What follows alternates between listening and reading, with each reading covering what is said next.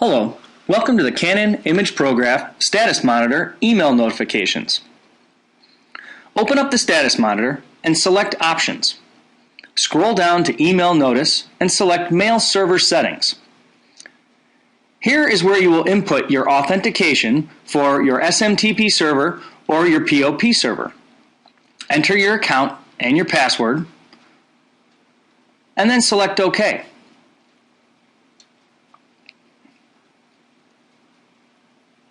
Next, go back to Option. Select Email Notice and click on Notification Conditions. Here in Condition 1, select Notify.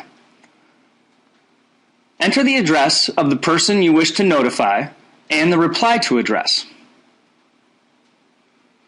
Then select which type of notice timing you would like to be emailed, whether it is when warnings occur, which are when paper is out, when ink is low, or when ink is out, or when an error occurs, which is an error code, and then select Apply.